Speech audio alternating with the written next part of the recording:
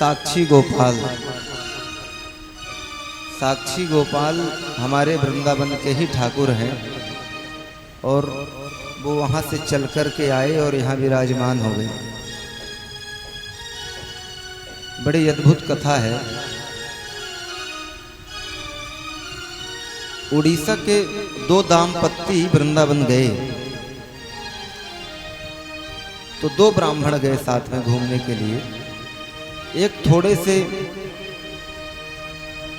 Aged अवस्था के थे, एक यौवन अवस्था के थे। तो दोनों यहाँ से बिहारी जी का दर्शन करने के लिए गए। वहाँ किशोरी जी का दर्शन किया, वृंदावन घूमा, गोवर्धन घूमा, गोकुल घूमा, बरसाना घूमा, सब घूम लिया दोनों ने। पहले पैदल यात्रा होती थी, साधन तो था नहीं कुछ आने जाने का। अब जो एक बूढ़े से ब्राह्मण थे वो बीमार पड़ गए। बीमार पड़ गए तो उन्होंने सोचा कि हो सकता है लौट पाए न लौट पाए घर को। पहले ऐसा होता था कि लोग तीर्थ करने जाते थे तो घर वाले भी सशंकित रहते थे जब तक आ नहीं जाते थे। चारों धाम पहले कोई कोई व्यक्ति कर पाता था। चारों धाम गिने चुने लोग कर पाते थे क्योंकि सबकी सहजता नहीं थी वहां तक जाने की पैदल। तो कई लोग तो बेचारे जाते नहीं थे। अब विरले ही ऐसे थे कि चारों धाम पैदल जाएं और फिर लौट के आ जाएं घर पर। ऐसा मुश्किल होता था। आज तो ठाकुर जी की कृपा से हर जगह के लिए साधन उपलब्ध है। जहां के लिए इच्छा हुई अपने राम चाहे और आदमी पहुंच गया, है ना। पहले ऐसा नहीं। अब खूब दोनों ने आनंद लिए, घूमा भागा। जो बूढ़े से ब्राह्मण थे तबीयत स्वास्थ्य बहुत खराब हो गया। तो जो उनके साथ में एक यौवन से पंडित जी थे उन्होंने कहा कि चलो घबराओ मत, मैं तुम्हारी सेवा करता हूँ। और उन्होंने ऐसी सेवा करी कि उनको ठीक कर दिया। 10-15 दिन में बढ़िया खिला पिला के बढ़िया ठीक कर दिया, अच्छा कर दिया।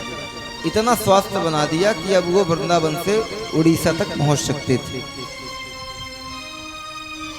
तो उन्होंने वहां वृंदावन में गोपाल जी के मंदिर में गए और सामने प्रतिज्ञा कर लिया कि हम अपने घर जाएंगे, तुम्हारे सेवा से हम इतने प्रसन्न हैं कि घर जाकर के अपने नातुनी का विवाह तुमसे कर देंगे।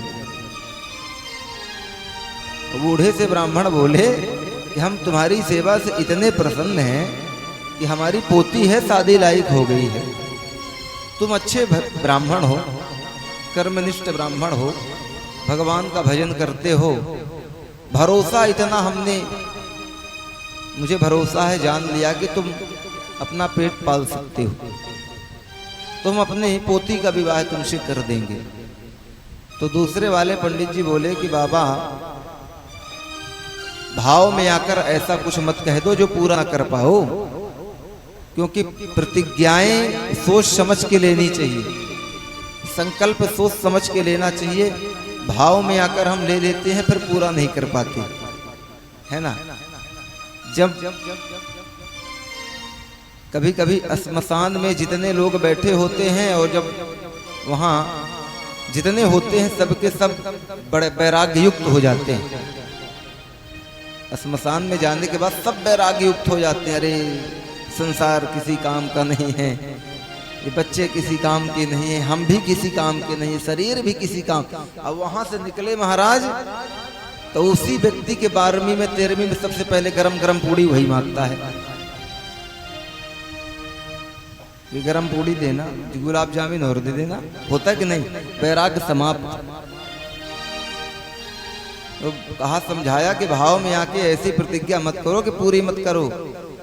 बोले कोई बात नहीं, हम संकल्प ले रहे हैं कि हम अपनी पोती का विवाह तुमसे करेंगे, मतलब करेंगे।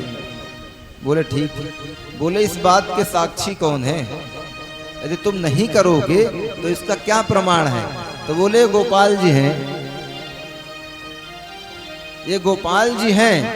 यदि हम अपने पोती का विवाह नहीं करेंगे और हम मना करेंगे विवाह करने से तो गोपाल जी बता देंगे कि हाँ इन्होंने कहा था विवाह करने के लिए और अब ये मना कर रहे हैं।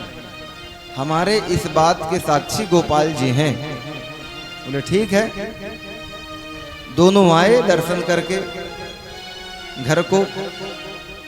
दादाजी घर पे पहुंचे और अपने बेटे को बोले कि हमने अपनी पोती का विवाह फिक्स कर दिया है इस ब्राह्मण के साथ। बोले झुझलाओ मत, बूढ़े हो गए तो बुद्धि मारी गई है। हम अपने बच्ची का विवाह ब्राह्मण के साथ करेंगे? इधर उधर सत्यनारायण व्रत कथा करते ढोल रहा है, झोला टांगे, इसके साथ विवाह करेंगे? चंदन चूंदी लगाए। आज के डेट में इन चंदन चूंदी वालों को लड़की कोई नहीं देना चाहता भाई, ये तो जान लो। बच्ची को भी पता चल जाए कि लड़का पंडिताई करता तो वो कह रही कि मैं एक रिक्शे वाले से शादी करूं, पंडित से शादी नहीं करूंगी। भले वो क्या करेगा उसके साथ वो जानती है क्या होगा, पर आज का फैशन ऐसा है, इतना पुराना कर दिया है ये पांडित्य कर्म पद्धति को। ऐसा लगता है कि ये कुछ जानते ही नहीं, ये पूरे मूर्ख होते हैं। हाँ, आज के जमाने में ये जी ही नहीं रहे हैं। और सच पूछा जाए तो वो सब कुछ जानकर अनभिज्ञ होते हैं। सब जानते हैं, वो जानकर अनभिज्ञ होते हैं। वो नहीं बताना चाहते कि हम नहीं जानते। भाई तुम जानते तो तुम जानो, जहां जानना होता वो जान लेते हैं, जहां आवश्यकता होती तो वो समझ जाते हैं। और उसने अब जब पिताजी की सोच ऐसी तो बच्ची कैसी सोचेगी? बापा ही मना कर रहा कि हम पंडित के साथ शादी करेंगे। 1.5 हाथ की शिखा रा कर घूम रहा है यहाँ से वहाँ। तुम्हारी सेवा कर दिया, अच्छी बात है, तो उसके एवज में कुछ पैसा दाम ले ले। ऐसा थोड़ी कि बच्ची भी आ जाएगी, एक ही लड़की है, तुमसे शादी कर दे, तुम डोलोगे लिए से यहाँ से वहाँ।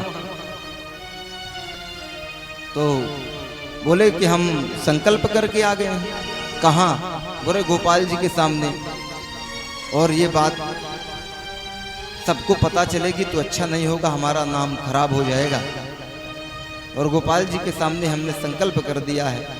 तो उसने कहा बूढ़े के बच्चे ने कि यदि गोपाल जी यहाँ आकर के बोल दे कि हाँ तुमने कहा था, तो हम अपनी बच्ची का विवाह इस ब्राह्मण के साथ कर देंगे, नहीं तो नहीं करेंगे।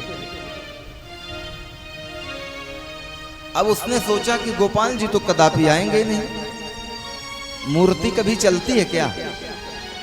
चलती नहीं है। बोले गोपाल जी तो कभी आएंगे नहीं, इसलिए भैया असंभव। तो वो ब्राह्मण को जब पता चला जिससे शादी होने को था, वो दौड़े दौड़े फिर से वृंदावन आए और वृंदावन आकर के गोपाल जी से बोले कि प्रभु संभालो, आपके सामने उन्होंने बोला था कि हम अपनी पोती का विवाह आपसे करेंगे, आप वहां चल करके बोलो कि हाँ इन्होंने बोला था। तो अंदर से आवाज आई कि मूर्ति कभी चलती नहीं है। अंदर से आवाज आई मूर्ति कभी नहीं चलती। तो ब्राह्मण देवता ने कहा कि यदि मूर्ति बोल सकती है तो मूर्ति चल भी सकती है। जब तुम बोल रहे हो तब तो आवाज आ रही है, यदि मूर्ति बोल सकती है तो वो चल भी सकती है। तो ठाकुर जी उसकी वाणी पर रीझ गए और कहा चलो ठीक है मैं चलूंगा, चलूंगा, पर हमारी शर्त है, कुछ शर्त है, वो शर्त स्वीकार करना पड़ेगा तब चलेंगे। बोले क्या? बोले 40 मन का डेली हमें भोग लगेगा, वो भी शुद्ध देसी घी का। चाहे हम वहां चल के रहें और रास्ते में भी वो तुमको व्यवस्था करनी पड़ेगी। और दूसरी बात, तुम मेरे आगे चलोगे, हम तुम्हारे पीछे चलेंगे, और मैं चलूंगा तो तुम पीछे मुड़कर के देखोगे नहीं, और पीछे मुड़कर के देखोगे वहीं मैं स्तब्ध हो जाऊंगा, रुक जाऊंगा।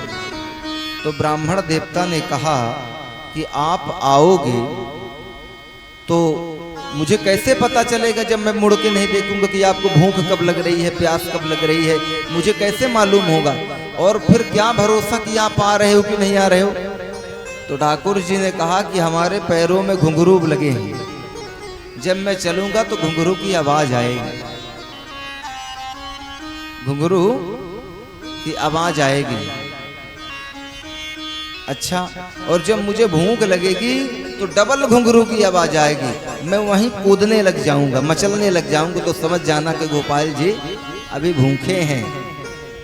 जब मैं थक जाऊंगा तो फिर से मचलने लग जाऊंगा, तो समझ जाना कि गोपाल जी को सोना है, थक गए हैं पैदल चलते चलते। भाई तुम कुछ साधन तो लिए नहीं, पैदल ही चलना है, चलो अब तुम्हारे बात विवाह की है तो हम चलेंगे। अब चले।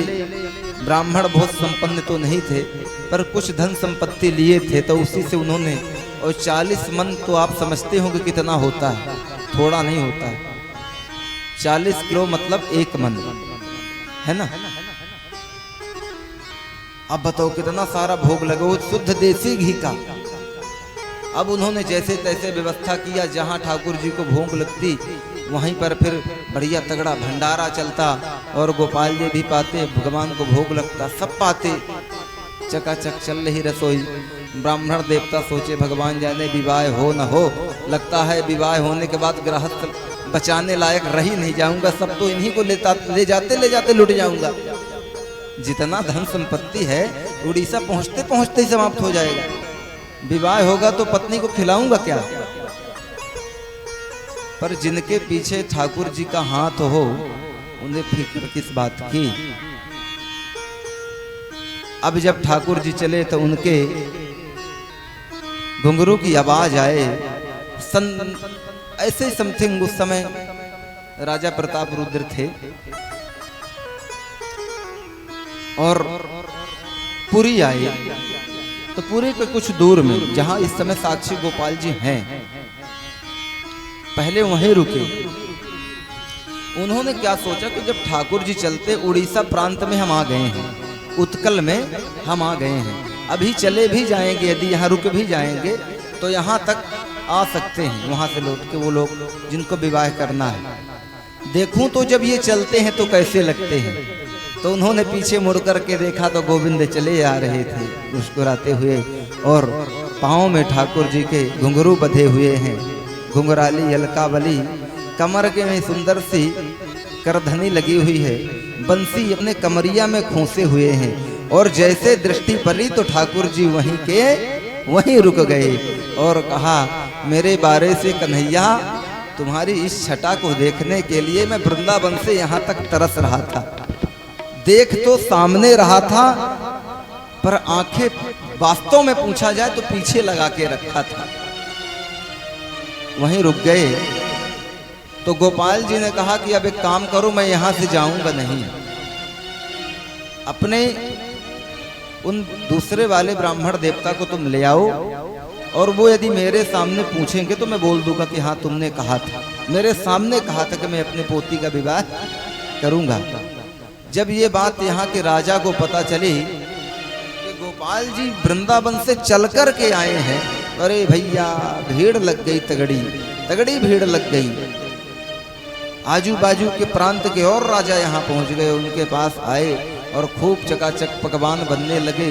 ये बात सबको विदित थी कि ठाकुर जी को शुद्ध देसी घी का भोग लगता है।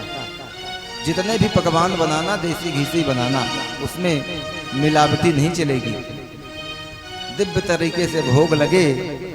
फिर जब ये बात राजा को पता चली तो राजा ने कहा, यदि गोपाल जी आए हैं तो साक्ष्य भी देंगे, और यदि साक्ष्य में कह दिया कि हाँ इन्होंने कहा था कि अपने पोती का विवाह करेंगे, तो विवाह करना पड़ेगा, नहीं तो सजा भोगनी पड़ेगी। तो गोपाल जी के पास पहुंचे और पूछा कि क्या इन्होंने बोला था कि हम प्रसन्न होकर के अपने पोती का विवाह इनसे करेंगे? आप इस बात की साक्षी थे, आप बताइए। तो गोपाल जी ने कहा कि हाँ इन्होंने कहा था कि हम विवाह करेंगे। जब ऐसी सुंदर से शब्द सुनाई दिए तो ब्राह्मण देवता भी रीझ गए कि धन्य है इनकी भक्ति में गोपाल जी चल कर के आए हैं। तो जिन गोपाल जी ने जिस बात को साक्ष्य दिया इसलिए उनका नाम हो गया साक्षी गोपाल। बोलिए ठाकुर साक्षी गोपाल जी महाराज की। यहीं से 30 किलोमीटर की दूरी में स्थित है। पहले उनको ला करके जगन्नाथ जी में ही रखा गया था। ये था कि भाई अलग अलग सेवा होगी अच्छा नहीं होगा, वृंदावन के ठाकुर हैं और वो भी कृष्ण ही है तो यहीं रख दो। हालांकि कोई अंतर नहीं है, एक रूप से गोपाल जी में है, एक रूप से भूजगताधिपति विश्वंभर जगन्नाथ जी के रूप में बैठे हैं, कोई अंतर नहीं, स्वरूप अलग अलग बना लिया। मगर भक्तमाल में लिखा है कि जब भोग लगता था तो जगन्नाथ जी थोड़ा भोग पाने में संकोच करते थे कि भाई ये अतिथि हैं, ये अभी नए नए आए हैं, अतिथि का सम्मान होता है तो कुछ तुम पा लो फिर हम पाएंगे। और जगन्नाथ जी इतने गोपाल जी इतने चतुर चालाक कि भैया पूड़ी कचौड़ी चकाचक पा लेते थे, रायता उनके लिए छोड़ देते थे। बढ़िया बढ़िया भोग खूब पा लें, रायता उनके लिए छोड़ दे तो बेचारे पीते रहे दिन भर। एक दिन हुआ, 2 दिन हुआ, तीसरे दिन सुभद्रा जी ने कहा कि ऐसे नहीं चलेगा भाई, 3 दिन हो गए भूखे मर रहे हैं। बलदाऊ जी बोले कोई बात नहीं बहन रुक जाओ। तो राजा को स्वप्न दिया जगन्नाथ जी कि भैया या तो अब हम रहेंगे या तो ये रहेंगे, हम भूखे मर रहे हैं। ये लिखा आप पढ़िए कभी। तो फिर राजा ने उन ठाकुर जी को दूसरे जगह स्थापित कर दिया ले जा करके, और भगवान आज भी वहीं अपने भक्तों के कारज पूर्ण कर रहे हैं। साक्ष्य बनते हैं कि आप पूरी आए थे कि नहीं आए थे, इस बात की आप साक्षी देना ना। जब हम ऊपर जाते हैं तो हमारे साक्षी होते हैं कि आप कितना पुण्य किए और कितना पाप किए।